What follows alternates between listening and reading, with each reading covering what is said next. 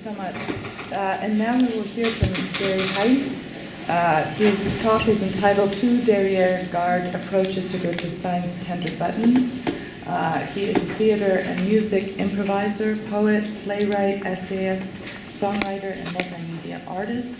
He is co-founder of Love Sphere, a 67-year performance project currently in its 23rd year, and a dramaturge for the Van Redden Collective.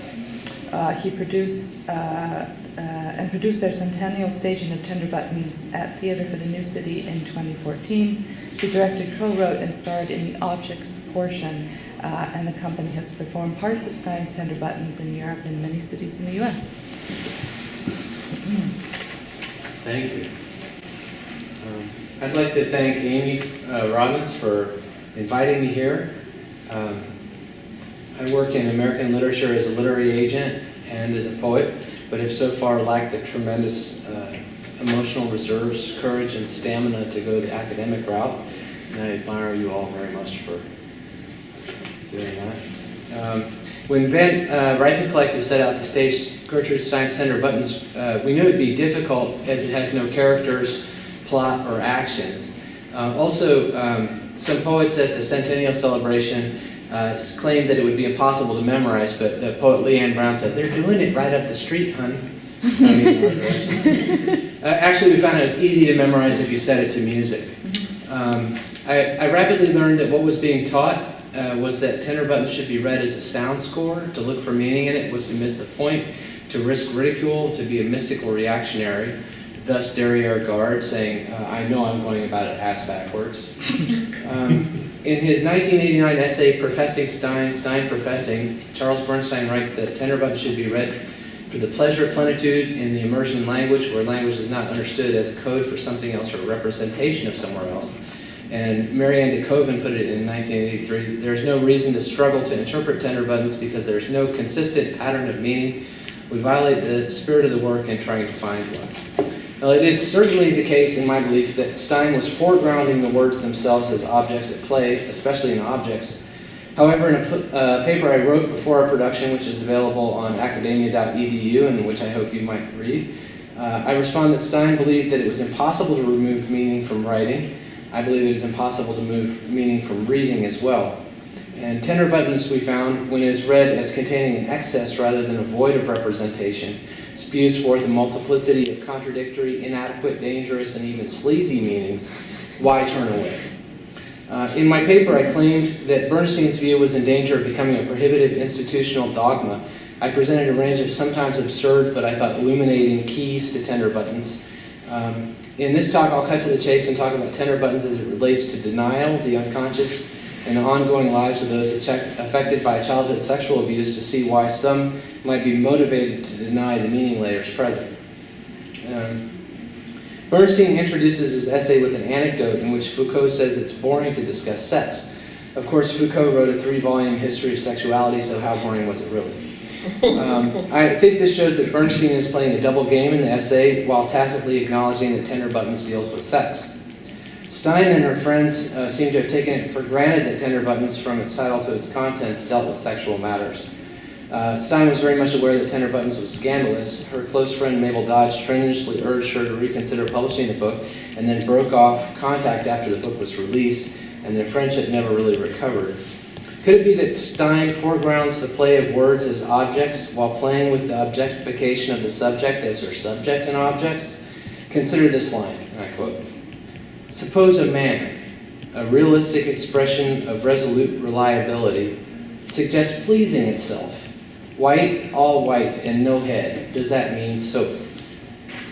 In her exhaustive biography of Stein, Linda Wagner Martin discusses Stein's history of sexual abuse. She writes, "Stein's notes suggest that her father Daniel approached her sister Berta sexually. Stein and Berta shared a bedroom, so she would have been present for this. Wagner also says Stein also wrote about her memory of her experiences with Uncle Saul.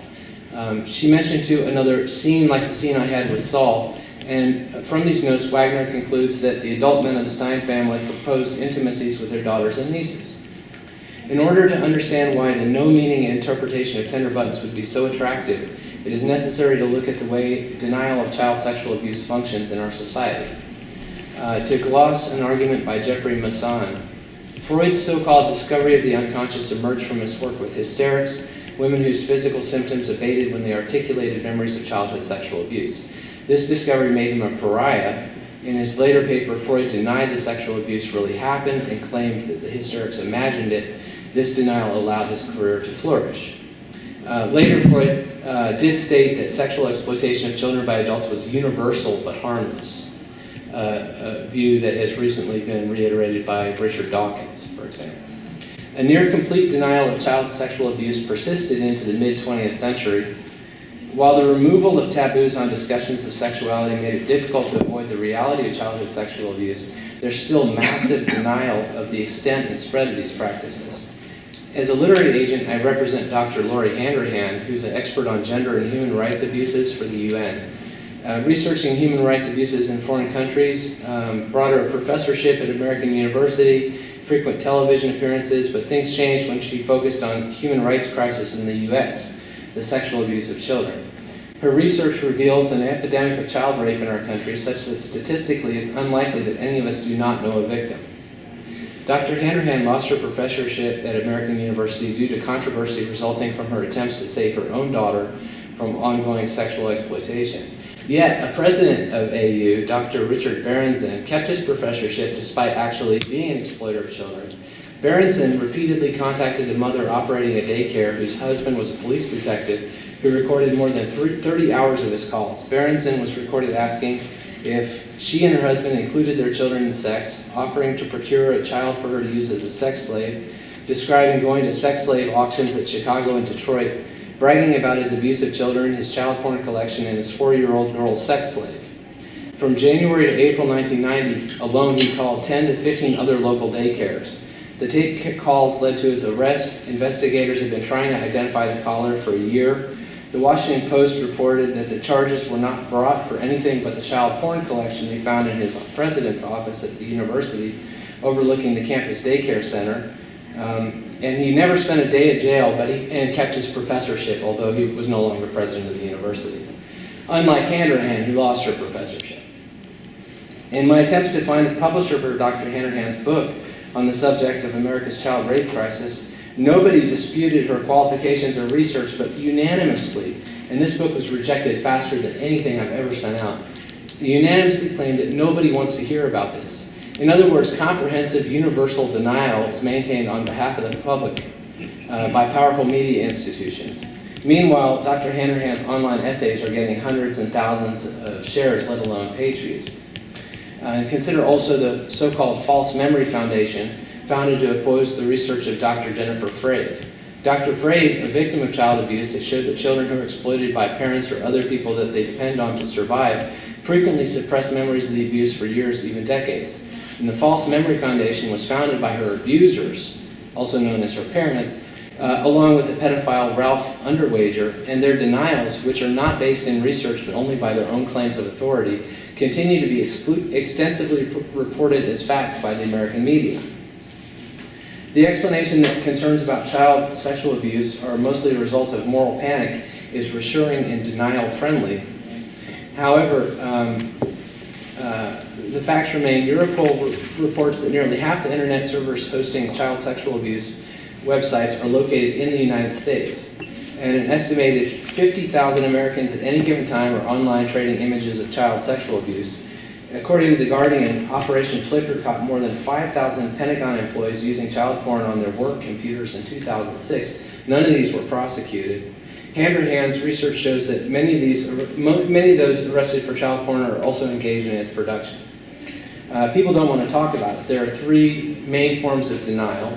Some deniers are perpetrators who deny to protect their secret transgressions and to keep themselves out of jail.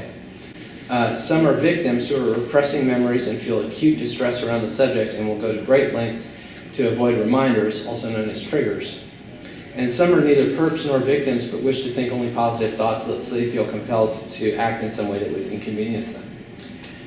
For anyone who was sexually exploited as a child, these various forms of denial combine to form a nightmarish collaboration between exploiters and the seemingly good folk or normal people of society. Denial is so strong as to provoke violence against those who would dare to speak out. To put it bluntly, today to rape children is tacitly accepted and rewarded, but for the victims to discuss it is forbidden. How much more so in Stein's day? In Stein's libretto for The Mother of Us All, when a suffragette asks Susan B. Anthony why she doesn't tell everyone her truths, Stein has Anthony say, "Why not? Because if I did, they would not listen. They not alone would not listen, they would revenge themselves." Stein may not have repressed the memories of her abuse. In her undergraduate work at Radcliffe with William James, Gertrude Stein announced at the beginning of her laboratory work that she had no subconscious reaction at all, and no one was able to disprove her. One anecdote concerns a report by a student on the workings of the subconscious and its automatic responses. When giving the results of his experiment, the student explained that Stein had shown positively no response, according to Janet Hobhouse. Of course, Stein had an unconscious, but she was able to embrace it, to work with it. During the period in which Tender Buttons was composed, Stein was close with the American expatriate heiress Mabel Dodge, who had Stein and Toklas over to her Italian villa. Mabel Dodge describes Gertrude's method of composition as something akin to mediumship. She suspends her subjective faculty, waiting for the word that will perfectly interpret her meaning, to rise from her subconscious to the surface of her mind. Then and only then does she bring her reason to bear, as Mabel Dodge said. Tender Buttons, along with the last 10 to 20 pages of a long gay book, and perhaps some of her word portraits, exhibit a voice that occurs nowhere else in Stein's writing. This was, I argue, a prophetic voice that broke through out of the unconscious. I have examined the notebooks in which Stein wrote the original drafts of Objects, Food, and Rooms, and the writing is fast, fluid, and completely spontaneous. There are perhaps one or two crossouts in the entire work, and the work was not revised later. Tender Buttons is full of dense reference to the unconscious texture of our shared lives, and the imperative to read it solely as sound poetry is precisely in the service of denial, as perhaps Stein intended it to be. She knew that she was forbidden to speak of these things. She knew that she had to speak of them, and the voice that spontaneously emerged from her unconscious reconciled these conflicts with the new poetry that conceals and reveals. A prophetic voice arises from the recognition of injustice and recognizes the reality of a moral order. Moreover, it transcends rational thought. This is why it's reasonable, in my paper, to apply the Kabbalistic method of gematria to Tender Buttons. In the university today, pedagogues provide trigger warnings when discussing certain subjects. Triggering is what happens when a traumatized individual is reminded of traumatic events. However, this implicit admission of the ubiquity of sexual trauma among today's youth is not coupled with a call to end the victimization of children. If anything, the imperative is the reverse, to maintain repression and extol transgression, for, in Bernstein's approving paraphrase of Bataille, disgust and nausea are necessary preconditions for the most intense feelings of sexual pleasure that result from transgressing the inhibitions that create repellence. The young artist Amelia Ullman reports, "Being an escort is how most of my female peers are paying for their student fees. It's very common. As Stein says in Objects, suppose earrings. That is one way to breathe that. Oh, chance to say, oh, nice old Pole." While I deplore the stigmatization of sex workers, I want to resist the compulsory commodification of human sexuality. The beneficiary of denial and normalization of sexual trauma are, of course, the wealthy. Sexual abuse of children is considered a privilege and prerogative of the wealthy and powerful in our society. Look at Jeffrey Epstein, for an example. The normalization of prostitution will inevitably lead to its being compulsory for economically disadvantaged students. Are we really okay with that? Unlike the prophetic books of the Old Testament, Tender Buttons does not promise an end to injustice. In the world of Tender Buttons, it is clear that survivors do go on living and can transcend their objectification. No cup is broken in more places than mended. That is to say, a plate is broken, and mending does do that. It shows the whole element of angels and orders. Tender Buttons occupies a world beyond denial of sexual abuse. As such, is powerful, magical, prophetic, totemic text for those who have lived through these experiences. There is a lot more meaning in Tender Buttons as well. It clearly speaks to the role of language and the persistence of history and power relationships across gender and economic lines. And the sound-only interpretation trivializes and infantilizes the text, which is as profound as any modernist work, and, if we dare listen to it, more monumental in achievement than any work of Joyce, Eliot, or Pound. As Lisa Ruddick says, Stein quite knowingly stimulates two opposite impulses. First, the impulse to yield to the play of her language, and second, the impulse to decipher that language as if it were a sort of code. In answer to de Koven's assertion that there's no consistent pattern of meaning, I say only that consistency is not permitted to those whose speech is forbidden, but is a privilege of power. Awareness of the epidemic of child rape that is ongoing in our society is painful but important. It is my experience that bringing this awareness to the reading of Tender Buttons can make our encounter with the text more emotionally profound.